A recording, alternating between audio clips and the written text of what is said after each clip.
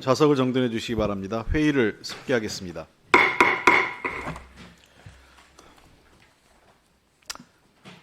그러면 김승수 의원이 대표 발의한 메타버스 콘텐츠 진행에 관한 법률안에 관한 공청회를 실시하겠습니다. 먼저 바쁘신 중에도 우리 위원회 공청회에 참석해 주신 진술인 여러분께 위원회를 대표해 감사의 말씀을 드립니다. 최근 전 세계적으로 메타버스 산업에 대한 관심이 고조되는 가운데 메타버스 기원의 핵심이 되는 콘텐츠의 가치가 주목받고 있습니다. 메타버스 콘텐츠란 메타버스 환경에서 통용되는 각종 데이터의 복합체로 메타버스 이용자가 새로운 콘텐츠를 만들고 유통할 수 있고 즉시 세계 시장으로 진출하여 경쟁할 수도 있습니다.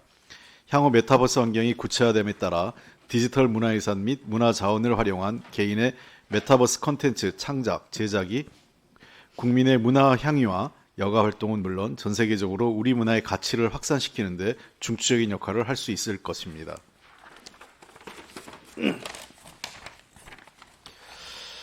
동제정안은 메타버스 콘텐츠 제작자의 창의성이 충분히 발휘될 수 있도록 산업 기반을 마련하고 지식재산권을 보호하며 제작 및 유통 촉진과 이용자 보호를 위한 각종 규정 등을 마련하려는 것입니다. 아무쪼록 오늘 이 자리를 통해 우리 메타버스 콘텐츠 산업의 글로벌 경쟁력을 제고하고 지속가능한 성장 생태계를 구축하는 방안을 마련할 수 있길 기대합니다. 오늘 공청회는 가나다 순으로 두 분의 진술인 의견을 모두 청취한 후 위원님들께서 질의하는 순으로 진행하겠습니다. 공청회는 국회법 제64조 4항에 따라 위원회 회의로 진행되기 때문에 질의는 위원님들께서만 하실 수 있고 진술인들 간의 토론은 허용되지 않는다는 말씀을 드립니다. 진술인을 소개해 드리도록 하겠습니다. 호명되신 분은 잠시 일어나셔서 인사해 주시면 감사하겠습니다. 먼저 김성천 입법정책연구원 연구소장이십니다. 다음은 최원희 이화여자대학교 대학원 인공지능융합전공 교수이십니다. 정부 측 관계자로는 문화체육관광부 김재현 콘텐츠정책국장이 배석하고 있습니다.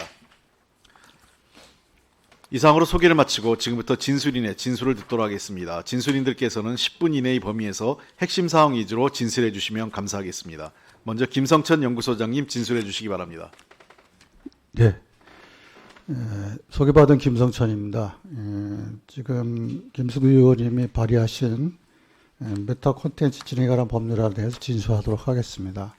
이미 위원장님도 지적하신 바와 같이 전 세계적으로 메타버스 산업을 진흥하기 위해서 각국에서도 많은 입법적 논의가 있는데 메타버스에 관한 입법적 논의는 크게 두 가지의 이슈가 있습니다. 기술적 측면하고 생태계 측면이 있습니다. 기술적 측면은 되게 업계에서 많이 이제 VR, MR, XR 해가지고 많은 기술적인 부분이 있는데 실은 메타버스에서 가장 친화적인 영역이 이제 콘텐츠입니다. 그래서 메타버스 콘텐츠가 굉장히 중요한 하나의 산업으로 등장하고 있습니다. 우리나라가 K컬처라는 개념이 있는 것처럼 메타버스 환경에서 우리나라가 이제 우리 문화 콘텐츠를 발휘하기 위해서는 이 메타버스 콘텐츠에 관한 진흥이 굉장히 필요하고 산업적인 측면에서의 육성이 굉장히 필요한 시점이라고 볼 수 있겠습니다. 뭐 각국에서도 논의하고 바와 같이 대부분이 이제 후자 생태계를 어떻게 구축할 거냐 하는 부분에 대해서 특히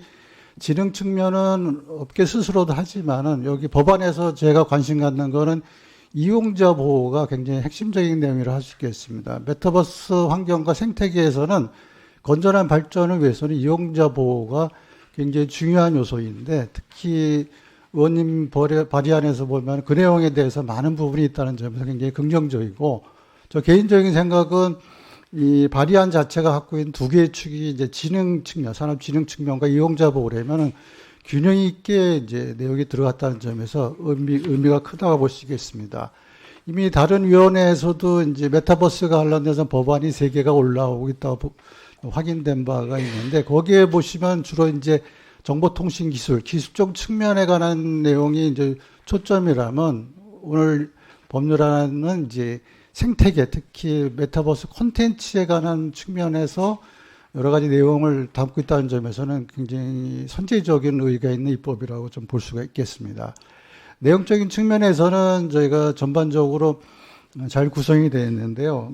특히 1장부터 제6장까지 총 41개 조문과 부칙으로 되어 있는데 제가 검토해 본 바에 의하면 제2장과 3장의 경우에는 메타버스 콘텐츠 산업을 위해서 또 육성을 위해서 정부의 정책과 또는 산업계 진흥의 여러 가지 규정들이 있는데 내용이 빈틈이 없다고 볼 수 있겠습니다. 다른 진흥법과 관계해서 제가 한번 검토해 본 바에 의하면 거기에서 미처 발견하지 못했던 요소들을 종합적으로 하고 있다는 점에서는 제가 여기에 대해서는 더 이상 언급할 필요가 없다고 볼 수가 있고, 제가 주로 관심사는 메타버스 환경, 생태계 어떤 콘텐츠가 제대로 발전하, 건전한 발전과 안전하게 발전하려면은 이용자 보호에 대한 부분들이 조금 더 보완이 필요하지 않겠나 해서 제 의견을 그쪽에 초점을 두고 말씀드리도록 하겠습니다. 먼저 저는 용어 정의에 관한 문제를 좀 얘기를 드리고 싶습니다. 최근 우리나라가 4차 산업혁명과 관련돼서 여러 가지 법률들이 나오고 있는데 특히 인공지능과 블록체인, 오늘의 이제 메타버스 관련된 규정을 보게 되면 각각의 법안들이 이 개념 정의에 대해서 조금 달리 규정하고 있다는 점이 좀 아쉬운 점이 있습니다. 특히 제가 여기 진술서에도 나와 있지만 4개의 법안을 보게 되면 달리 되고 있습니다. 그래서 이 부분에 대해서는 뭐 통일적일까지는 아니지만은 조금 정리가 필요하지 않겠나. 물론 위원회에 관할 법안이 다르기 때문에 그런 부분에 조율이 쉽지는 않겠지만은 제가 일본에서는 아직 법안이 나와 있지는 않지만 정책적 보고서의 내용을 보게 되면은 메타버스에 대한 개념은 이제 입법 정책적으로는 광의의 이제 개념이 있고 협의의 개념이 있습니다. 협의의 메타버스는 초기에 메타버스라는 것이 등장하면서 나타났던 가상 공간에 한정하는 부분이라면 최근에 와서는 그것이 좀 확대되면서 이제 가상과 현실을 혼합한 MR까지 오면서 최근에 페이스북이 메타라는 명칭을 변경한 것도 SNS까지도 이제 일종의 메타버스 영역으로 끌어들여서 이제 확산하려고 하는 그런 측면에서 본다면 현재 김승수 의원 안에서 얘기하고 있는 이 용어 정의는 실은 광의의 용어 정의라고 할 수가 있겠습니다. 나머지 부분은 이제 가상 공간에 한정하고 있는 기술적 영역에서의 개념과 이제 약간 차이가 있는데 제 개인적 생각에는 메타버스 콘텐츠 진흥법에서는 좀 광의의 개념으로 가야 콘텐츠가 다양하게 육성될 수 있고 또 종합적으로 그 콘텐츠가 실림으로써 메타버스 환경이 좀 제대로 발전할 수 있지 않나 하는 생각에서 그런 부분에서 조금 이런 부분에 대한 조율이 좀 있었으면 하는 생각이 있습니다. 또한 이제 저는 한 가지 좀 추가적인 거는 이 메타버스 기술 쪽에서의 논의는 아니지만 이제 콘텐츠에서는 핵심적인 그 행위자가 있습니다. 행위자 내지는 이용자의 개념이 아바타라는 개념이 있는데 좀 아바타 개념을 실은 이 콘텐츠 진흥법에서 개념 정의하고 좀 거기 더 나가서 이 아바타의 법적 지위라든지 실제 인물과의 관계에서 책임 소재에 대해서는 어떤 식으로든 이 법안이 만약에 발의가 돼서 통과되기 전에라도 이제 이 부분에 대한 논의는 좀 있어야 되지 않겠나. 왜냐면 아바타에 가는 얘기가 없이 메타버스 환경을 얘기할 수는 없기 때문에 그런 부분에서 조금 메타버스의 개념 부분하고 책임과 또 법적 지위에 대한 부분들은 논의가 좀 추가되었으면 하는 생각이 있습니다. 두 번째로는 여기 법률의 특징 부분입니다. 제가 주로 관심 갖는 게 이용자 보호 측면인데 특히 이용자의 권리에 관해서 규정이 되고 있다는 점에서 하나의 특징을 갖고 있습니다. 이거는 시장의 건전한 발전뿐만 아니라 콘텐츠 환경의 어떤 이용자 보호에 굉장히 기여할 것으로 보입니다. 여기 법률에 보시면은 이제 뭐 설명 요구권, 이의제기권, 거부권이라는 알고리즘 부분에서도 GDPR이라는 유럽의 개인정보 지침에서 나왔던 내용, 규칙에서 나왔던 내용들을 이제 여기 가져오긴 했는데 메타버스 콘텐츠 환경에서는 이 세 가지 이용자 권리가 굉장히 중요하게 작용되지 않을까 하는 생각입니다. 제작자하고 사업자들이 실제적으로 이용자와 관계에서 볼 때 이제 소비자 관점이나 이용자 관점에서 이 권리는 중요합니다. 그런데 단지 한 가지 여기 선거와 마찬가지로 이게 어떻게 이용하는지 또는 사업자가 어떻게 대응해야 할지에 대한 내용이 요 워딩 하나로만 끝날 게 아니기 때문에 이 부분에 대해서는 뭐 향후 이용자 지침에서도 언급을 자세히 언급하겠지만은 시행령과 시행주체에서도 조금 더 명백하게 이용 방법이라든지 또 사업자가 대응하는 그런 툴 같은 것들을 제공해 줘야 실은 이 이용자의 권리라고 해서 남발될 수도 있기 때문에 사업자 입장에서 방어할 수 있는 기재로서의 어떤 권리에 관한 절차, 내용들에 관한 것들을 좀 명확히 미리 준비해 놨다가 이걸 시행과 더불어서 제공하는 것이 적절하지 않나 생각합니다. 두 번째로는 가장 핵심적인 거는 미성년자 보호입니다. 온라인 환경에서 미성년자들의 어떤 문제가 가장 심각한데 특히 메타버스 환경이 되면은 미성년자의 그 유해 환경으로서의 작용될 수 있는 여지가 많기 때문에 이 부분에 대해서 과연 어떻게 이거를 규율할 것인가에 대해서 이제 고민을 많이 해야 되는데 현재 그 33조를 보게 되면은 일단 자율규제라는 이름하에 이제 먼저 업계가 하고 그다음에 이제 문체부가 이제 심의, 확인 뭐 이런 절차를 두고 있는데 저는 조금 적극적으로 제 7항에서도 언급하고 있긴 하지만은 그 이용 기구, 그러니까 자율심의 기구라든지 또는 그 기준에 관한 부분들은 좀 명백하게 제공을 해줘야 일종의 뭐 자율규제라는 말이 좀 저는 맞지는 않고 이 공동규제의 개념이라고 볼 수 있겠습니다. 그래서 좀 업계한테 일단은 기술적인 초기 단계에서는 자율로 맡겨놓지만은 그것도 국가가 가만히 있는 것이 아니라 적극적으로 그 내용에 대해서 규율하는 그런 시스템으로 가는 것들이 필요한 시점이 아닌가. 또는 이게 선제적인 법률이기 때문에 그 법률 안에는 이런 이용자 측면에 대한 부분들에 대해서도 국가가 좀 깊이 개입을 하는 공동규제 성격으로 가야 되지 않겠나 생각합니다. 마지막 결론을 말씀드리면 앞에서도 말씀드렸지만 메타버스 콘텐츠 진흥 법률안의 핵심은 산업의 진흥 측면도 있지만 이용자 보호 두 개의 축이 있기 때문에 이런 부분에서 조금 의미를 부여할 수가 있고 이런 부분에서 메타버스 콘텐츠 진흥에 관한 법률이 제정된다면 메타버스 환경의 건전한 발전에 기여할 것으로 예상합니다. 이상입니다. 네, 김성천 소장님 수고하셨습니다. 다음은 최원희 교수님 진술해 주시기 바랍니다. 네, 저는 법률안 내용에 대해서 검토 의견을 크게 두 가지로 나누어서 말씀을 드리고자 합니다. 먼저 해외 메타버스 콘텐츠 산업의 추진 현황을 바탕으로 해서 국내의 메타버스 콘텐츠 진흥의 필요성을 먼저 말씀을 드리고 두 번째에 대해서 또 말씀을 드리겠습니다. 최근 글로벌 메타버스의 화두는 플랫폼 게임에서 벗어나서 엔터테인먼트와 일상 속으로 확산되고 있습니다.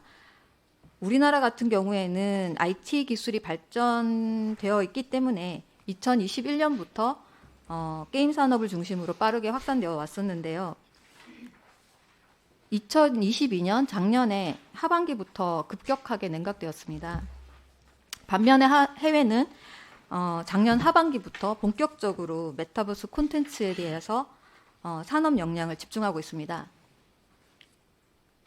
그 예로 올해 CES와 MWC의 주요 화두 중에 하나가 메타버스였습니다. 그리고 CES 동안에 개최됐던 수많은 메타버스 관련된 세미나들이 있었는데요. 그 중에 하나가 메타버스 전략 세미나가 있었는데 거기에서도 메타버스는 결국 미디어 산업을 변화시키고 이미 일상 속으로 들어와 있다라고도 논의가 되었습니다. 그리고 실제로 CES 주최 측인 CTA에서 몇몇 메타버스 세미나도 진행했었는데 그 중에 하나인 메타버스 미디어 리더십이라는 제목의 이제 세미나가 있었습니다. 거기에서는 최근 화두가 되고 있는 챗GPT와 같은 그런 AI 창작물에 대해서도 메타버스와 연관지어 가지고 논의가 되기도 했습니다. 각국을 살펴보면 간단하게 살펴보면 미국 같은 경우에는 메타버스가 현재 미국 노년층 급격하게 증가하고 있는 인구의 대표적인 사례인 미국 노년층의 문제를 해결할 수 있을 것으로 기대하고 있습니다. 실제로 지금 현재 2060년까지 미국의 65세 이상의 인구는 현재 2배 정도로 증가할 것으로 기대되고 있는데요. 이 인구들은 대표적으로 디지털 문해력이 어느 정도 보장되어 있는 그런 인구 중에 한 부분이라고 볼 수 있습니다. 그러다 보니까 메타버스를 이용해서 노년층의 소셜 서비스를 지원하고자 하는 움직임도 이미 등장하고 있고요. 글로벌 기업인 메타의 경우에는 노년층을 위한 포괄적인 소셜 메타버스를 지속적으로 투자하기도 하고 있고 실제로 연구도 활발히 하고 있습니다. 중국 같은 경우에는 반면에 좀 정부 주도로 진행하고 있는데요. 2027년까지 메타버스 시장 규모가 약 1,300억 위안 정도가 될 것으로 전망하고 있으면서 연평균 성장률은 33% 정도까지 예상하고 있습니다. 그러다 보니까 실제 정책적으로도 많이 리딩을 하고 있는데요. 작년 8월에 5개년 문화 발전 계획을 발표를 했습니다. 그 중에서도 공공문화 디지털화를 중점 프로젝트로 실시하면서 문화산업과 메타버스를 결합하는 지원 정책을 발표하고 있습니다. 유럽 같은 경우에는 스페인과 독일을 예를 들 수 있는데요. 스페인 같은 경우에는 관광 산업을 중심으로 해서 메타버스 콘텐츠 산업을 적극적으로 지원하고 있습니다.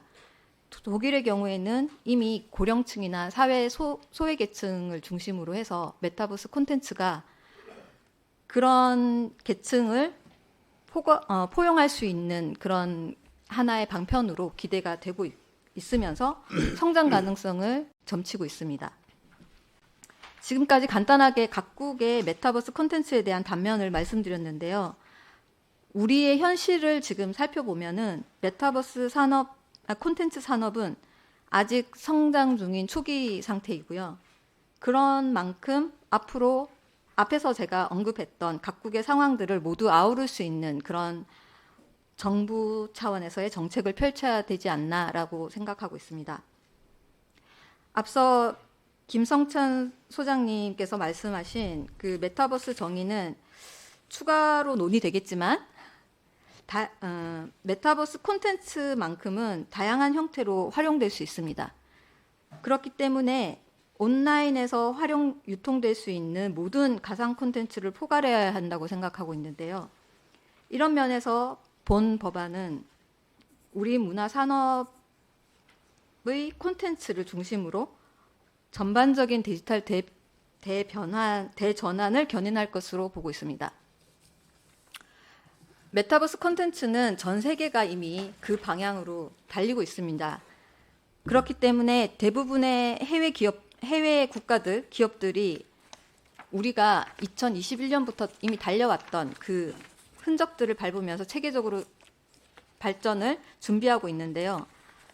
이렇듯 메타버스 콘텐츠 분야의 국내 이미 한번 거쳐봤던 앞선 기술력을 바탕으로 해서 글로벌 현지의 기업들 혹은 국가들로 확산을 추진할 필요가 있지 않나라고 말씀드리고 싶습니다. 그래서 본 법안을 입법을 통해서 메타버스 콘텐츠 분야의 전문 인력 양성과 기업의 창업 육성 그리고 글로벌 교류, 체계적인 국제 협력을 촉진할 수 하는 것들이 절실한 시점이 아닌가 하고 첫 번째 의견을 말씀드리고요. 두 번째로는 이러한 논의가 메타버스에서의 AI를 이용한 콘텐츠 제작에 대한 논의의 계기가 되었으면 하는 의견을 추가적으로 말씀드리겠습니다. AI와 융합된 메타버스 콘텐츠도 앞으로는 포용적으로 수용해야 될 것이라고 생각합니다. 최근 각광받고 있는 오픈 AI의 챗 GPT 이것 외에도 글자를 입력하면 아바타나 그림을 자동으로 생성해주는 서비스들이 있습니다. 달리나 스테이블 AI, 스테이블 디퓨전, 미드저니 이런 등등의 다양한 서비스들이 작년부터 폭발적으로 증가하고 있습니다. 이런 그림뿐만 아니라 음악 생성조차도 텍스트를 넣으면 그 분위기에 맞는 AI 음원들이 우후죽순 발생하고 있는데요. 그러다 보니까 이런 AI에 의해서 생성된 어떤 디지털 컨텐츠조차도 우리는 고민을 해야 되는 부분이 아닌가라는 생각이 드는 시점입니다. 한 영국의 AI 전문가는 최근 인터뷰에서 2025년쯤 되면 온라인 컨텐츠의 90%가 AI가 제작한 컨텐츠가 아닐까라는 의견도 발표를 했었는데요. 최근 미국의 저작권청에서는 사람의 창의적 노력이 포함되어 있다면 AI가 제작한 컨텐츠도 저작권을 인정할 수 있다라는 가이드라인을 발표하기도 했습니다.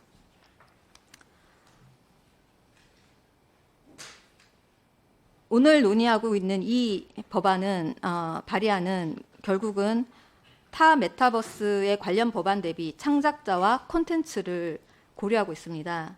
그래서 AI에 대한 메타버스 콘텐츠 창작과 이를 기반으로 하는 창업까지 논의할 수 있는 계기를 마련한다고 생각하고 있습니다.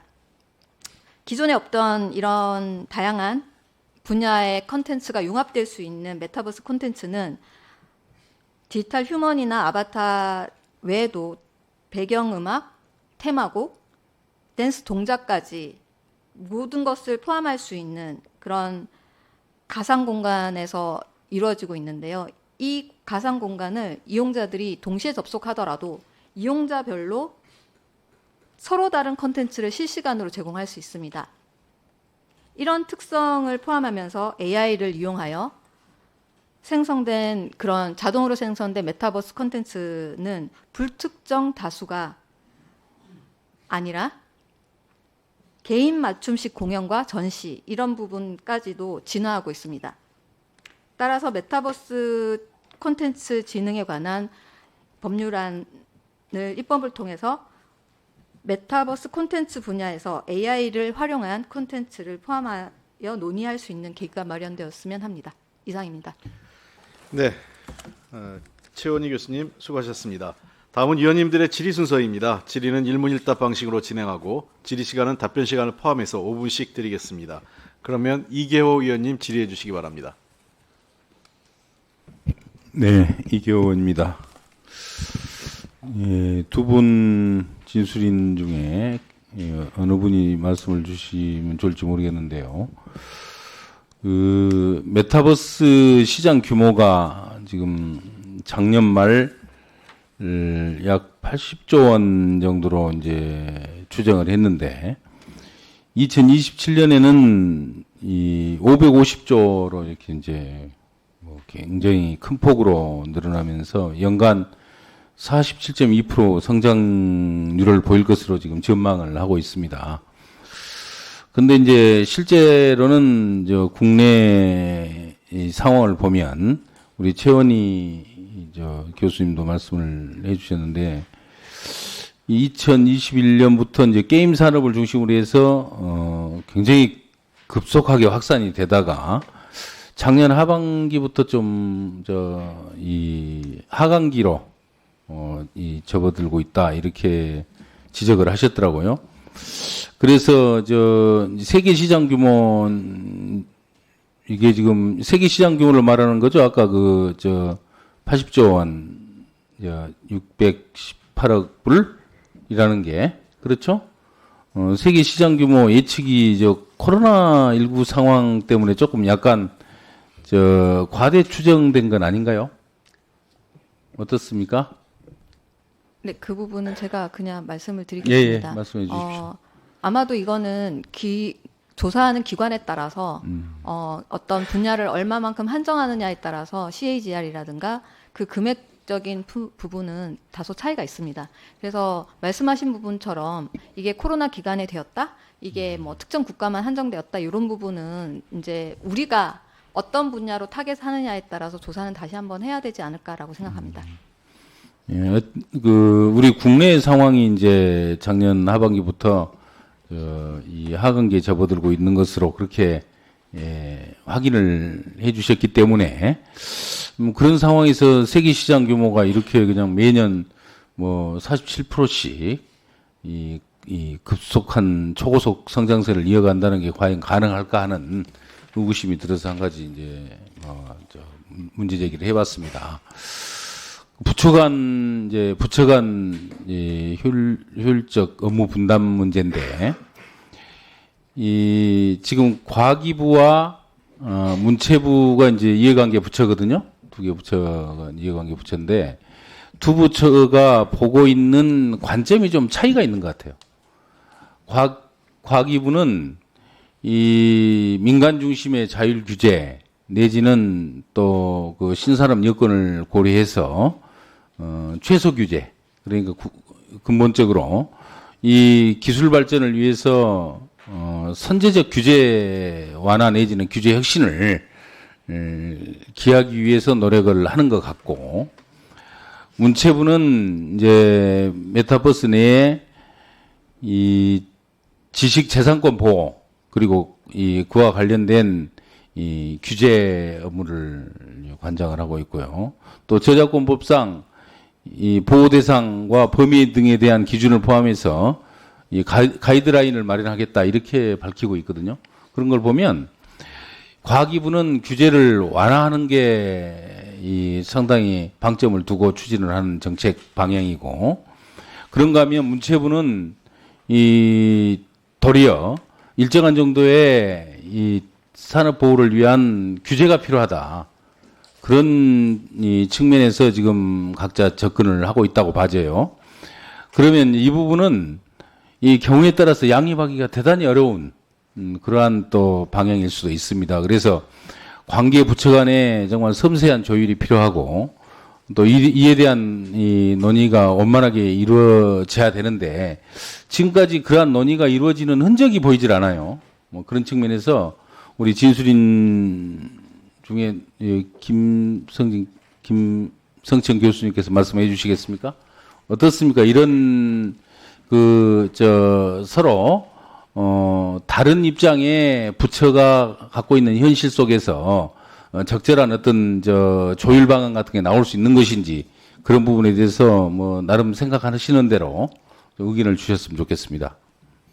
예, 제가 판단하건대는 이제 아까도 말씀드렸지만 메타버스는 기술적 측면하고 생태계에 관한 부분으로 나누게 됩니다. 그래서 다른 분야와 달리 이게 한 곳에서 다 이루어질 수가 없고 과기부가 얘기하는 이제 기술적 산업 분야 부분은 약간의 기술적 중립성을 전제로 해서 기술을 만들어서 이제 뭐 시장에 내놓는다면 실제 거기에 옷을 입히는 거는 콘텐츠 산업입니다. 콘텐츠 산업은 아까도 말씀드렸지만 건전한 발전이 이루어지지 않는다면 기술조차도 사장될 수가 있기 때문에 또 문체부가 얘기하는 콘텐츠 지능법에서는 약간의 유통질서 부분하고 이용자 부분에 관해서 조금 이렇게 안전망을 설치해 놓지 않는다면 실제 기술적 부분도 발전하는데 좀 장애가 되기 때문에 이건 규제라는 관점이라기보다는 시장과 산업의 발전의 측면에서 본다면 뭐 다른 나라 미국과 제가 일본의 자료를 보더라도 이슈 부분에서는 이 부분은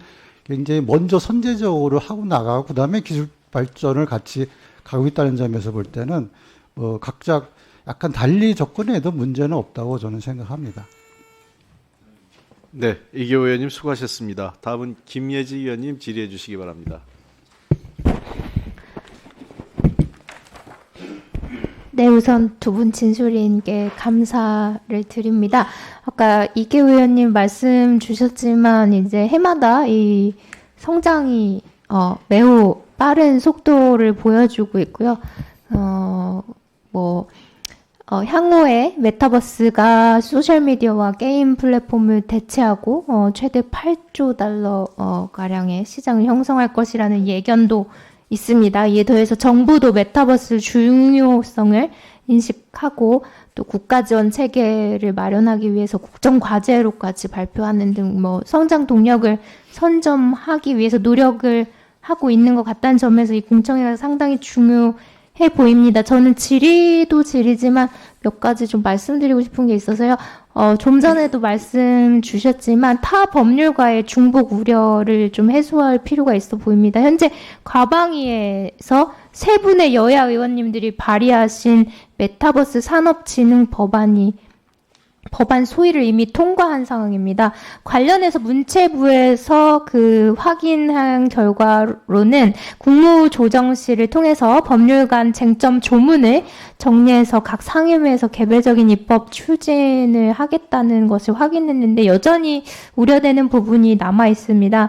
특히 메타버스의 정의와 또 관련 위원회 그리고 세제 지원, 자율규제 등 여러 내용이 조정될 필요성이 있는데요. 아까 연구원님 소장님 말씀 주셨듯이 이제 기술적인 부분, 생태적인 부분 이렇게 나눌 수 있다고 하셨는데 어떤 면에서는 두 부분 다 이렇게 좀 공유할 수 있는 내용도 있는 것 같아서 이런 복잡한 부분의 해결이 아직 필요하다고 저는 생각을 하고 문체부는 산업과 또 콘텐츠를 분리해서 추진하고 있는 이 법률이 그 산업계와 또 이용자의 혼란이 초래하지 않도록 하는 그런 노력과 관심을 기울여 주셨으면 하는 바람을 좀 말씀드리고, 그 다음으로는 이 취약계층을 위한 대책 마련이 필요해 보입니다. 콘텐츠 산업진흥법의 경우에 제3조에 의해서 국가 지자체의 책임 해서 하나로 장애인에 대한 정당한 편의 제공을 명시하고 있고, 제5조 기본계획에서 장애인의 콘텐츠 접근권 보장에 관한 사항을, 또 제26조의 2는 장애인의 콘텐츠 접근권 보장을 위한 특별 지원에 이라는 부분이 있고, 거기에서는 장애인의 콘텐츠 접근권을 보장하기 위해서 사회에 대한 재정적 또 행정적 지원을 명시하고 있습니다만, 이 메타버스 콘텐츠 진흥법은 국가 등의 책무 그 부분에 장애인에 대한 정당한 편의 제공을 명시하고 있는데, 이 다른 구체적인 내용에 대한 것이 아주 미흡해 보입니다. 그 최현희 진술인께서도 자료를 통해서 메타버스가 그 가상세계가 소외계층에게 긍정적 영향력이 클 것이라고 기대한다는 점을 언급하시기도 했는데요. 이 부분 그 문체부 부처와 또 수석 전문위원께서는 법안 논의 과정에서, 뭐 지금 공청회니까 그렇지만 법안 논의되는 과정에서 이런 점이 보완될 수 있도록 또 대책 마련을 좀 해주셨으면 좋겠습니다. 이제 본격적으로 질의를 드리겠는데요. 다 듣고 말씀해 주시면 시간 관계상 감사하겠습니다. 김성천 그 진술있게 먼저 질의를 드리자면, 제정하는 메타버스를 정보통신 기술을 활용하여 이용자 및 사물 또는 둘 이상의 집단 간 상호작용이 가능하도록 하는 인터넷 홈페이지 및 이에 준하는 전자적 시스템으로 규정했고, 이에 대해서 수석 전문위원께서는 메타버스만의 고유한 속성이 반영될 수 있도록 보완이 필요해 보인다는 의견을 제시했습니다. 그래서 그 소장님께서도 이 통일적인 정의를 정립할 필요가 있다는 의견도 제시하셨는데요. 그렇다면 이 메타버스 정의에 반드시 포함되어야 하는 개념이 무엇인지 질의 끝나고 말씀을 주시면 감사하겠고요. 다음은 최현희 진술있게 질의를 하겠습니다.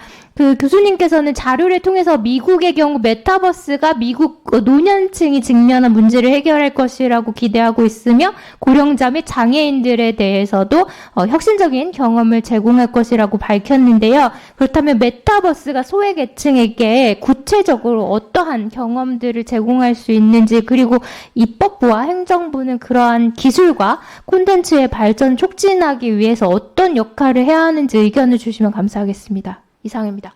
네. 김성천 예, 회장님. 제가 먼저 말씀드리겠습니다. 현재 그 진흥에 관한 법률안에 보면은 다른 법률안과 달리 굉장히 넓게 되어 있습니다. 근데 거기에 핵심적인 요소는 여기 나와 있는 것처럼 이용자 및 사물 또는 둘 이상의 집단 간의 상호작용이라는 게 가장 핵심적인 내용이라고 보시면 되겠습니다. 메타버스의 개념 중에 두 가지가 있다면 3차원적인 공간하고 그다음에 똑같이 참여자의 어떤 몰입성을 전제로 한다면은 실은 요 개념 정의가 있는 게 하나 중요하고요. 굳이 여기에 좀 제가 좀 첨언하자면은 인터넷 홈페이지 및 이에 준하는 전자적 시스템으로 끝났는데, 조금 제한을 둔다면은 뒤에 나와 있는 전자적 시스템에서 구현되는 가상 공간 또는 가상 현실이 결합된 공간이라고 하는 것도 하나의 대안이 되지 않겠나 하는 생각을 합니다. 그래서 그렇게 해야 된다면 이제 좁은 의미에서 가상 공간도 들어가고 넓은 의미에 있어서의 이제 메타버스도 들어가는 개념으로 하고, 앞에 말씀드렸듯이 참여자의 상호작용이라는 요소가 들어가기 때문에 그런 부분에서 의미가 있지 않나 하는 식의 제 개인적인 소견을 말씀드리겠습니다. 네, 감사합니다. 최원희 교수님. 네. 두 가지 대표적인 사례로 말씀을 드리겠습니다. 우선 간단하게 미국에서 실제로 이루어지고 있는 서비스인데요. 거동이 불편한 노령층에 대해서 고향 방문이나 기존 어릴 때의 기억을 소환시켜주는 형태로 해서 기억력 증진이나 운동, 야외로 나갈 수 없어서 답답한 그런 우울감을 극복할 수 있는 그런 형태로 서비스들이 제공되고 있습니다. 그리고 두 번째로는 이미 여러분들, 여기 계신 분들 모두가 보셨을 것 같은데요. 아바타라는 영화를 대표적으로 생각해 보시면 좋을 것 같습니다. 실제 그 상위 군인이셨고, 이었던 주인공이 가상 공간으로 들어가서 자신의 어떤 신체적인 결함을 극복하면서 자유롭게 활동할 수 있는 그런 서비스들이 앞으로는 이루어질 수 있을 거라고 생각하고 있습니다. 네, 이상입니다. 네, 감사합니다. 김혜지 의원님 수고하셨습니다. 다음은 이모경 의원님 질의해 주시기 바랍니다. 네, 두 분의 진술이 지금 잘 들었습니다. 신산업 분야로 떠오르는 메타버스 관련해서 유관부처에서 각종 제도를 수립 추진하고 있는 것으로 알고 있어요. 그런데 지금 저희가 보게 되면 과방위에서도 콘텐츠산업진흥법의 내용과도 중복되는 조항이 지금 과방위에서도 지금 나오고 있어요. 이렇게 유사한 제정안이 여러 개라면 사업자나 이용자도 좀 혼란스럽지 않을까요? 우리 김성찬 진술인. 산업계는 좀 구분이 될 수 있지 않나 싶은 생각이 듭니다. 기술계가 있고 콘텐츠계가 있기 때문에 그게 부처 간의 그 관할 문제에서는 어느 정도 해결이 되지 않겠다는 개인적인 이 생각입니다. 제정안이 벌써 과기부에서는 소위에서 메타버스 산업진흥 법안이 통과했어요. 우리 국장님 나와 계시죠? 이 부분에 대해서 알고 계시죠? 저희가 오늘 법안 상정에 아까 2시부터 1시 반부터 시작된 법안 상정에 있어서도 문체부하고 과기부 간에 좀 오늘 논쟁이 있었던 거 알고 계시죠? 법안 상정에 있어서. 예, 방통위야. 예, 네. 예. 방통위하고 있었죠. 예, 예. 예, 그렇기 때문에 벌써 소위에서 과기부에서는 벌써 통과가 됐는데 이렇게 유사한 제정안이 여러 개 있으면 사업자나 이용자가 혼란스러울 수 있을 거라고 생각하는데. 그 부분에 대해서 말씀드리겠습니다. 네.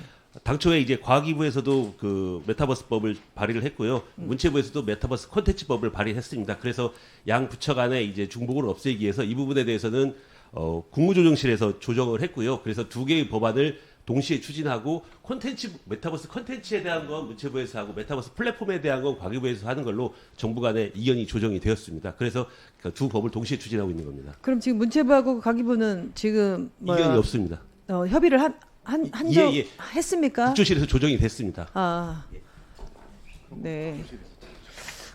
또 아까 앞서 이렇게 또 말씀을 하실 때 또 우리 국장님한테 제가 질의할게요. 김성찬 진수님께서 말씀하셨는데 이용자 측면에 있어서 미성년자 부분이 상당히 좀 심각성이 드러나는 부분이에요. 유해 환경, 자율 규제를 할 것이냐, 공공 규제를 앞으로 나아가서 해야 된다라고 말씀을 했는데 우리 문체부에서는 어떻게 규제해야 된다라고 생각하십니까? 그래서 당초에는 이게 자율 규제 의견을 제정안에 돼 있는데요. 저희가 이제 국회 전문위원님께서도 의견 주시고 그래가지고 이 부분은 자율 규제라기보다는 기존에 있는 청소년 보호법이나 정보통신망법에 따른 그런 규제를 활용해서 규제하는 걸로 좀 수정을 하는 것도 바람직하다고 생각합니다. 그렇죠. 우리 미성년자에게 이게 큰 도움이 돼야 돼. 장점으로 가져와야 되는데 이게 오히려 이 법안으로 인해서 더 마이너스 효과가 온다라면 저희가 법안을 발의하나 마나한 법이 되겠죠. 그래서 그러한 부분을 좀 철저하게 좀 신경을 써주셨으면 좋겠고요. 최원희 진수 이렇게 질의하겠습니다. 이 법안에 있어서 정의는 법안에서 가장 중요한 부분 중 하나라고 생각을 합니다. 제2조 정의 규정은 메타버스를 정보통신 기술을 활용해서 이용자 및 사물 또는 둘 이상의 집단 간 상호작용이 가능하도록 하는 인터넷 홈페이지 및 이에 준하는 전자적 시스템으로 정의하고 있습니다. 이거 보니까. 그런데 이 경우 단순한 SNS나 게임, 채팅방 등까지 포섭하는 것으로 해석될 수 있지 않을까요? 방금 하신 질문에 대해서는 저보다는 이 김성천 소장님께서 더 잘 말씀을 해주실 거라고 생각이 드는데요. 저는 어떤 법적인 어떤 규정이나 이렇게 정의보다는 기술적인 전반적인 산업 이런 부분에서 말씀을 드리는 게 좋을 것 같습니다. 네, 왜 제가 이 말씀을 드리냐면 이 정의에 따라서 여러 산업에 영향을 받기 때문에 정의는 법안에서 가장 중요한 부분 중 하나라고 제가 생각을 해요. 그래서 가기부에서 AR 등 메타버스 개념에 포섭하기 위해서는 가상과 현실이 결합된 공간이라는 개념을 추가할 필요가 있다는 의견을 제시하기도 했습니다. 가기부에서는. 그래서 메타버스에 대한 정의가 관점과 주체에 따라서 다양한데 학계 또는 업계에서 합의된 정의는 그럼 있나요? 예, 그 분야는 없습니다. 지금 제가 일본 자료나 미국 자료를 봐도 아직은 그냥 기술적이거나 그냥 산업적인 측면에서의 개념 정의가 있었는데 입법적으로는 우리 국내가 처음으로 두 개 양 부처에서 메타버스를 처음으로 개념 정의한 거기 때문에 제가 이제 좀 찾아본 바에 아까 최광의가 있고 광의가 있고 협의가 있는데 협의의 그 가상 공간이라는 부분은 좀 다른 나라들도 조금 지향하고 넓은 의미에서 이제 가상과 현실을 융합한 그런 공간까지도 포함하는 거로 가고 막 그 뭐 약간 기술적으로는 아까 말씀하셨듯이 이제 그 전제적 시스템까지 간다면은 지금 많은 부분이 들어오긴 하는데 그게 뭐 기술적인 부분에서는 하나의 트렌드가 아닌가 하는 생각을 해보고 있습니다. 긍정적 영향과 부정적 영향을 저는 제가 볼 때 면밀하게 분석 판단하는 작업이 선행될 필요가 있다라고 생각을 해요. 이 부분에 있어서. 그래서 정의가 어떻게 규정되느냐에 따라서 진짜 산업의 영향에 큰 산업의 영향을 미치기 때문에 이 정의 부분을 정확하게 잡아주실 필요가 있다라는 말씀을 드리고 우리 문체부에서도 이 정의 부분에 있어서 좀 더 심도 있게 좀 생각을 하시고 연구 분석을 좀 해주실 필요가 있다라고 생각을 합니다. 네. 네, 이모경 의원님 수고하셨습니다. 다음은 유정주 의원님 질의해 주시기 바랍니다. 네, 안녕하세요. 유정주입니다. 예, 진술인 여러분 이제 수고 많으십니다. 늦은 시간까지. 저는 이 한간에는 2022년 이후에 국내 이 메타버스에 대한 관심과 열기가 급속도로 이제 냉각되고 있다는 그 평을 들었었습니다. 그러니까 2009년 어떤 혹자는 2009년 영화 이 아바타가 불러일으키는 그 3D 영상 제작 열풍에 어떤 편승한 정부의 막대한 재정 투입이 물거품이 되어버린 사례를 언급하기도 하고요. 작금의 메타버스 역시 아바타 3D 영상의 재판이 될 수 있다. 뭐 이러한 우려를 표하기도 합니다만 물론 저는 모든 산업이 어떤 새로운 시도를 할 때 또 과도기에는 늘 우려가 있었다라는 생각을 하고 또 성장과 위기를 같이 겪으면서 또 반복하면서 어떻게 키우느냐가 더 중요하다고 생각하고 또 선점해야 하는 것도 중요하다고는 생각을 합니다. 그 최원희 교수님은 그 해외 메타버스 산업 추진 현황으로 볼 때 전 세계는 이미 이제 그 방향으로 달려가고 있다라고 말씀하시면서 메타버스 산업의 그 미래를 아주 낙관적이면서도 그리고 아주 중요하게 전망을 하고 계십니다. 메타버스가 아바타 3D 영상 뭐 그러한 거품 저는 그게 또 꼭 거품이었다라고도 생각은 하지 않지만 간혹 그러한 경우가 있지요. 그러한 것과 다른 점을 좀 더 설명해 주실 수 있겠습니까? 네, 답변 드리겠습니다. 먼저 그 3D 컨텐츠와 3D 산업이 융성할 때 저도 사실 삼성전자에서 그 부분을 산업 분야를 보고 있었던 사람으로서 죄송하게 생각하고 있습니다. 네, 가장 큰 차이점을 말씀을 드려야 될 것 같은데 가장 먼저 말씀드려야 될 텐데요. 가장 큰 차이점은 컨텐츠가 얼마나 생성하는데 비용이 들 것이냐의 문제였습니다. 지금 제가 오늘 말씀드린 두 번째 이슈가 사실 여기에 관련이 되어 있다라고 생각하고 있습니다. 이전에 3D 아바타가 처음 영화 극장에 상영이 되고 그 이후에 붐이 일었을 때는 민간 기업이 디바이스를 주도를 하고 있었고 정부가 컨텐츠 산업 분야를 주도를 했었습니다. 그렇지만 그때 당시에 컨텐츠를 되돌아보시면 3D 컨텐츠를 생성하기 위해서 어마어마한 비용이 들었습니다. 그때 예산 집행했던 내용들을 아마 이렇게 복기해 보시면은 더 잘 아실 텐데요. 3D 컨텐츠 사람 하나를 생성하기 위해서는 수많은 서라운드의 카메라들이 설치가 되고 마커를 몸에다 붙여야지만 3D 컨텐츠를 한 사람의 컨텐츠를 제작을 할 수 있었고 실제 3D 컨텐츠 영화를 촬영하기 위해서도 수많은 카메라들이 실사를 촬영하기 위해서 배치가 되었어야 했습니다. 고해상도 카메라가 설치가 되었어야 되는데 그 카메라 한 대당 임대하는 비용이 어마어마했습니다. 그렇지만 지금 현재 메타버스 환경에서의 컨텐츠 생성은 한 사람이 드로잉 몇 라인만 해도 아바타가 가상 공간에서 춤을 출 수 있는 상황까지 왔습니다. 그 근간은 AI 기술이 그만큼 발달을 해왔고 하드웨어가 그만큼 발달을 해왔기 때문입니다. 그래서 여태까지 3D TV나 3D 컨텐츠들이 부재했던 이유는 그 컨텐츠를 생성하기 위해서 사람들이 그 한 땀 한 땀 컨텐츠를 만들어 왔었던 그런 과거와 달리 현재는 자동으로도 심지어 생성될 수 있는 환경으로 변화했기 때문에 지금 현재는 제가 낙관적으로 보고 있습니다. 보다 소프트해졌다. 뭐 예전보다는 그것과는 네. 좀 비교가 된다라는 말씀 네, 해주셨고요. 코스트와 시간입니다. 네. 그리고 저 역시 메타버스가 가져올 콘텐츠 산업 이 환경 변화를 준비해야 한다고 생각하는 사람 중에 하나입니다. 저도 사실은 오늘 정의가 너무 지금 많이 제각각이어서 그에 대한 이야기를 좀 여쭤보고 싶었는데 앞서 김혜지 의원이 이모경 의원님이 질의를 해주셔서 이 부분은 좀 일괄하겠습니다. 김재현 콘텐츠 국장님께 질의를 하겠는데요.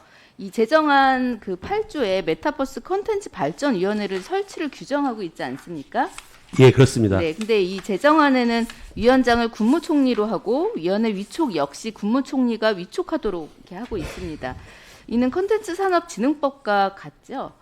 예. 네. 근데 개정안은 이 메타버스 산업 전체를 대상으로 하지 않고 이 어떤 메타버스 콘텐츠를 대상으로 하는 법률안 아닙니까?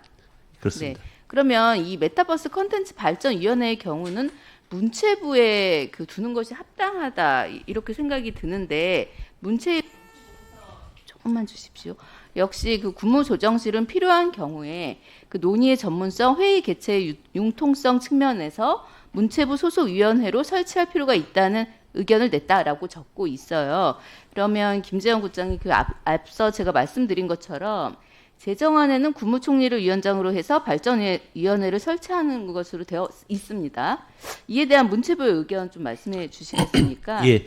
그 의원님께 잘 아시겠지만 최근 저 각종 정부 소속 그 위원회를 좀 정비하는 추세에 있습니다. 그래서 국무총리 소속으로 두는 위원회에 대해서도 국조실에서도 이제 부정적인 의견을 줬고, 그래서 저희가 지금 고민하는 안 중에 하나는 그 저희 콘텐츠 산업법에 근거해서 콘텐츠 산업위원회를 두고 있지 않습니까? 그래서 콘텐츠 산업위원회의 그 분과 형태로 이 메타버스 위원회도 운영하는 것도 한 방안이 될 거라고 생각하고 있습니다. 예, 뭐 저도 이 위원회를 좀 정리하는 방향으로 이게 가고 있다는 이유가 그게 어떠한 중요 이유가 될 수 있다고는 좀 보지는 않고요. 발전위원회를 좀 문체부에 둬야 한다는 생각이 계속 좀 예. 지울 수가 없습니다. 그래서 콘텐츠 진흥에 이 전문성이 있는 문체부가 발전위원회를 소관하는 것이 타당하다고 생각을 하고요. 굳이 국무총리 소관으로 둘 이유를 저는 아직 찾기가 좀 힘들어서 이 부분에 대해서 좀 더 그 문체부에서 유의해서 좀 검토해 주시고, 네, 그것을 좀 의원실에 정리해서 주시기를 요청드립니다. 예, 그렇게 하겠습니다, 의원님. 이상. 네, 이정주 의원님 수고하셨습니다. 다음은 김승수 의원님 질의해 주시기 바랍니다. 예, 이 법안을 발의한 대구 북구을 출신 국민의힘 김성수입니다. 먼저 두 분 진술인께서 굉장히 진술서를 좀 꼼꼼하게 이렇게 만들어 또 주시고 귀한 시간 내에서 이렇게 진술해 주셔서 먼저 감사를 드립니다. 두 분 다 이게 좀 접근하신 논점은 약간 다르게 접근하셨습니다만 최근에 그 메타버스 콘텐츠에 대한 여러 가지 관심, 앞으로도 발전 가능성 이런 부분을 말씀하시면서 일단 법안 제정에 대해서 굉장히 또 공감하시는 그런 말씀을 주셔서 먼저 감사하다는 말씀을 드립니다. 특히 또 우리 김성천 소장님께서는 이 메타버스 콘텐츠법에 이제 이 법규의 필요성과 관련해서 메타버스 콘텐츠 산업 진흥 부분 또 그보다도 또 한편으로 또 이용자 보호를 굉장히 강조를 하셨는데 저도 그거는 뭐 전폭적으로 공감을 하고 그런 이유 때문에 법 제정안을 저도 이렇게 좀 마련했다는 말씀을 좀 드립니다. 최우리 진수님께서는 외국의 주요 메타버스 진흥 사례를 말씀하시면서 이런 선진국 간의 경쟁에서 우리가 뒤처지지 않기 위해서는 좀 이게 좀 시급하다 관련되는 규정의 정비를 통한 전문 인력 또 이게 저 양성이라든지 또 관련 산업의 지원 뭐 이런 말씀을 주셨는데 굉장히 공감을 한다는 말씀을 드립니다. 다른 그 위원님들께서 또 많이 지적했던 부분들 중에 하나가 이게 정의 부분인데 저도 제가 이렇게 발언했습니다만은 좀 더 또 이제 가방위에서 관련 법안들이 나와 있기 때문에 그런 그 법안들을 좀 포섭하거나 아니면 또 참고해서 정의 부분을 좀 더 따듬어야 될 필요성에 대해서는 전적으로 공감을 합니다. 기본적으로 김성천 우리 진수님 말씀하신 그런 내용들에 대해서 상당히 좀 공감을 하는 부분이고요. 어떤 수단을 통해서 메타버스가 또 메타버스 콘텐츠가 만들어지는지 하여튼 기술적인 내용 또 실질적으로 메타버스 콘텐츠가 활용되는 그 공간적인 범위들 그리고 또 메타버스 콘텐츠들이 메타버스 그런 공간 범위 내에서 어떤 쪽의 행위들을 하는 것이냐 이런 부분들 좀 포괄하는 그런 규정이 좀 들어가야 되지 않겠는가 해서 이 부분에 대해서는 앞으로도 좀 많은 조언을 좀 주시기를 좀 부탁을 드립니다.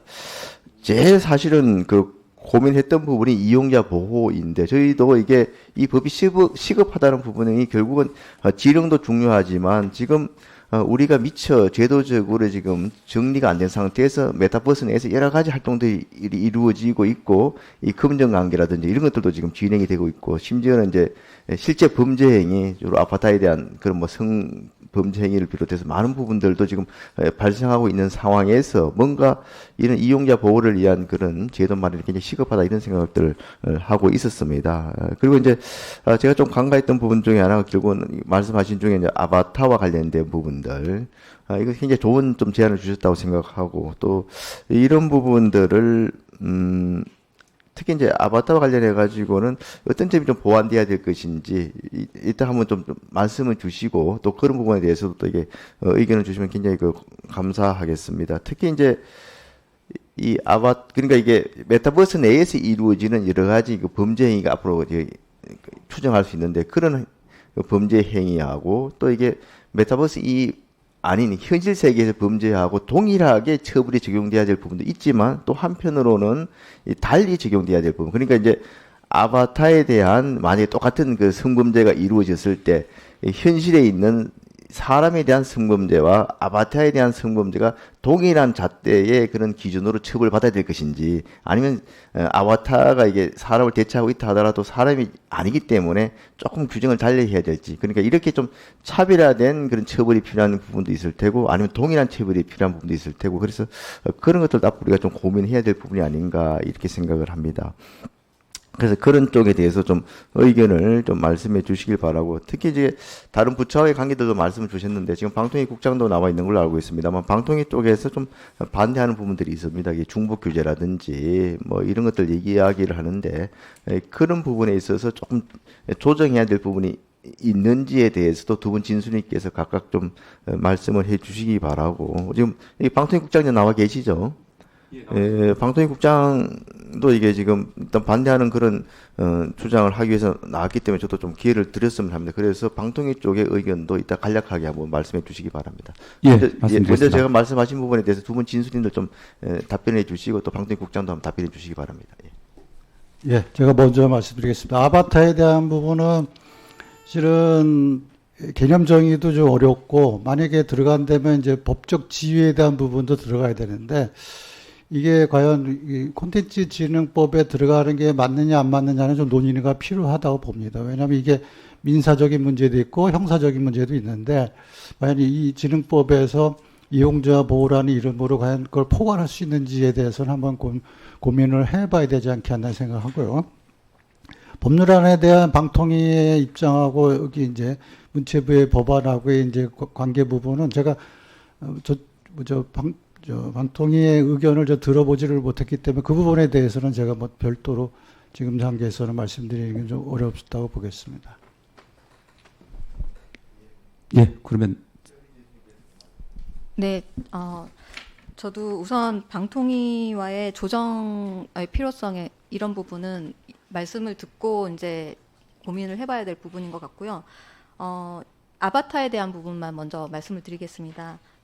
저는 개인적으로 이제 인지과학을 전공을 했었는데요. 그러다 보니까 이런 부분에 대해서는 좀 더 편하게 말씀을 드릴 수 있을 것 같습니다. 법적인 규제는 어떤 식으로 진행이 되어야 될지는 추후 논의는 필요하지만 기본적으로 이 메타버스라는 이 공간 자체가 주는 몰입감은 기존의 게임보다는 훨씬 몰입도가 높습니다. 그러다 보니까 이런 아바타 자신의 분신인 아바타에서 발생하는 각종 범죄들은 실제 정신적인 데미지와 거의 유사한 수준으로 일어나기도 합니다. 그래서 몰입도에 따라서 이 데미지 정도는 좀 차이는 나지만 높을 경우에는 유사하다라고 보시면 좋을 것 같습니다. 이상입니다. 네, 1분 더 드립니다. 예, 그러면 말씀드리겠습니다. 저 방통위 이용자 정책국장 김재철입니다. 최근 디지털 기술의 발전 및 서비스 간 융합 현상으로 인해 플랫폼 또는 서비스별로 분화되어 있던 법률을 통합하여 동일 서비스 동일 규제 원칙에 따라 수평적 규제로 전환하는 방향으로 입법을 추진하는 추세입니다. 방송법과 유선방송법이 합쳐져서 통합방송법이 되었고, 방송법과 IPTV법, 그다음에 OTT를 포함한 그걸 통합하여 시청각 미디어 서비스법이 논의되고 있습니다. 동법안은 콘텐츠 산업진흥의 전문 체계 및 내용을 상당 부분 그대로 차용하고 있습니다. 기본계획, 발전위원회, 제작 활성화, 지재권 보호, 공정한 유통환경 조성, 표준계약서, 이용자 보호 지침, 분쟁조정위원회 설치 등은 대부분 콘텐츠 산업진흥법과 동일합니다. 그리고 이 중 공정한 유통 질서 조성과 표준계약서 이와 같은 내용들은 조금 전에 논의됐던 문화산업 공정유통법에도 이미 포함되어 있습니다.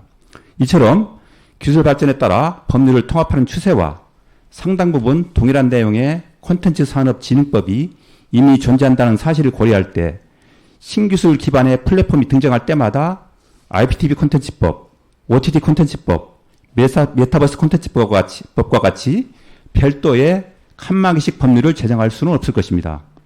왜냐하면 콘텐츠는 어느 플랫폼에서나 자유롭게 유통될 수 있기 때문에 일반 콘텐츠와 메타버스 콘텐츠를 구분할 실익은 더더욱 없어집니다.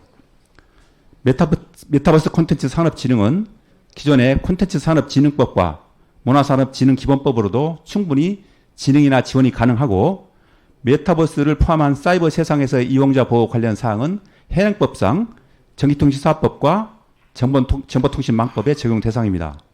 그럼에도 불구하고 새로 이 플랫폼이 등장할 때마다 별도의 법률을 제정할 경우 기존 법률 전문가의 중복으로 체계적인 법 집행에 혼선이 발생하고, 향후 새로운 기술 발전에 따른 플랫폼이 등장할 때마다 제정법이 반복적으로 양산될 우려가 있으며 수험자인 이용자 및 산업계의 혼란을 야기하는 등의 문제가 발생될 수 있습니다. 정리하여 말씀드리자면 메타버스 콘텐츠 산업 진흥과 이용자 보호는 기존 법률로도 충분히 가능합니다. 따라서 별도 제정법으로 입법을 논의할 필요성이 있기보다는 필요한 경우 기존 법률을 일부 개정하여 보완하면 될 것으로 판단됩니다. 이상입니다. 예. 방통위는 앞서 이제 그 문화산업공유유통법에서도 참 그런 이야기를 했습니다만, 여기도 앞서 이제 국장이 말씀하신 그 이외에 방통위에 대한 검토 의견을 제가 받았는데, 이 방통위 의견을 보면은 방통위 자체가 그 주장하는 논거에 있어서 지금 굉장히 모순적인 그런 주장들을 하고 있고, 도대체 무슨 주장을 하는지 이해가 안 되는 그런 측면이 많이 있어요. 여기도 보면 크게 종합의 의견에 두 가지가 법적 안정성, 형평성 측면에서 현행 법령에 따른 규율이 바람직하다. 그러니까 새로운 법을 만들 필요가 없다는 얘기죠. 그 뒤에다가 또 다른 주요한 그 의견으로 메타버스 콘텐츠 산업 구조에 대한 이해가 진행될 필요가 있다고 이야기하면서 전통적인 콘텐츠와 구별되는 신유형의 메타버스 콘텐츠의 제작, 유통 과정 및 산업 구조를 충분히 반영하지 못함, 이렇게 했단 말이죠. 밑에 걸로 봤을 때는 신유형이라고 분명히 이야기했단 말이죠. 신유형의 메타버스 콘텐츠의 제작, 유통 과정, 여기에 대한 이런 부분을 규율할 수 있는 아주 그런 필요하다는 또 이야기란 말이죠. 보면은 앞에는 현행 법률에 대한 규율이 바람직하다고 해놓고, 뒤에는 충분히 지금 현재 지금 메타버스 콘텐츠 지금 제정 법안이 반영 못했기 때문에 더 충분히 반영될 수 있는 그런 내용들이 포함돼야 된다. 이게 주장 자체가 서로 앞뒤가 안 맞는다는 거예요. 보면은. 그리고 앞서도 이제 우리 그 최은희 진수님께서 지적한 바와 같이 굉장히 지금 다른 선진국에 있어서는 메타버스 산업의 진흥을 위해서 여러 가지 지금 노력들을 하고 있는 그런 상황이고, 기존에 그러니까 그 콘텐츠 진흥의 문화예술 콘텐츠의 범위 안에 있던 콘텐츠의 일개 콘텐츠가 아니고, 메타버스 콘텐츠 자체는 그런 콘텐츠를 전체적으로 포괄하면서 또 거기에서 그 담을 수 없는 내용도 들어가 있고, 심지어는 문화예술 콘텐츠가 아닌 문화예술 분야 이외의 콘텐츠도 메타버스 콘텐츠 안에 들어갈 수 있다는 말이거든요. 보면은 그렇기 때문에 그걸 규율할 수 있는 그 규정이 현재 없는 상태고, 그러다 보니까 실제 이미 이용이 활발하게 나오고 있는 그런 상황에서 문제가 발생했을 때 선량한 이용다. 그렇기 때문에 입법이 관련되는 제도와 정책을 빨리 좀 마련해 주는 것이 정부의 이 책무란 말이죠. 그런데 도대체 방통위는 전통산업 기득권을 보호하겠다는 그런 입장으로밖에 저는 이해가 안 된다는 거예요. 그래서 방통위의 그런 여러 가지 주장을 하는 건 좋은데, 진짜 우리 이런 문화 콘텐츠 분야의 산업을 위한 그런 방향에서 또 이 콘텐츠를 이용하는 이용자들이 참 그 예상하지 못했던 피해가 없도록 하기 위해서는 어떤 노력을 해야 될 것인가, 그런 측면에서 좀 그 방통위 입장을 좀 주장을 하고, 또 관계 부처와 이렇게 좀 전향적으로 좀 협의를 좀 진행해 주기를 바랍니다. 마지막으로 참 최은희 교수께서 그 제안하신 AI 생성 메타버스 콘텐츠, 이것도 굉장히 또 중요한 제안을 하셨는데, 사실은 이게 메타버스 분야뿐만 아니고 지금 챗 GPT에서 나오는 거 있는 것처럼 지금 나오고 있기 때문에 AI 생성 콘텐츠를 여기에 담을 것이냐, 아니면 또 다른 쪽에 담을 것이냐, 여기에 담았을 때 또 다른 분야에 뭐 안 담을 수밖에 없는 그런 부분도 있는데, 어떤 식으로 그러면 구분해서 담을 수 있을 것인지에 대해서 혹시 간단하게 의견이 있으시면 말씀해 주시고, 아니면 앞으로 논의 과정에서 계속 좀 제언해 주시길 부탁을 드립니다. 네, 저는 기본적으로 이런 부분은 최근에 급격하게 발전하고 있고 적용되고 있는 부분이다 보니까 앞으로 논의되는 과정에서 좀 더 심도 있게 교류를 하면서 검토를 하는 것이 바람직하다고 생각하고 있습니다. 네, 예, 김성수 의원님 수고하셨습니다. 방통위가 반대 의견을 굉장히 길게 설명을 했네요. 예, 저 김재원 콘텐츠국장님, 아까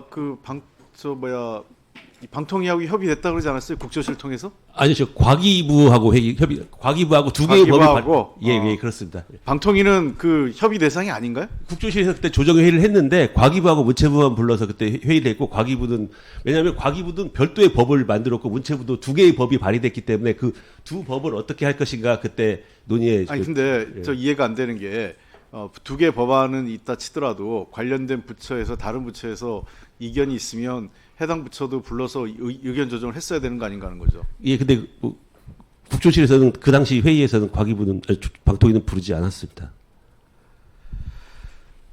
이게 참, 빠른 시일 내에 이 법안 이제 본격적으로 법안 소위에서 다뤄질 예정 아닙니까? 예, 예. 다시 한번 국조실하고 협조를 양 두 부처가 협의를 하든, 아니면 국조실하고 협의를 해서 의견 조정을 하든 해서 방통위, 그다음에 그 과기부, 문체부 간에 다시 한번 협의를 했으면 좋겠네요. 예, 네. 그렇게 하겠습니다.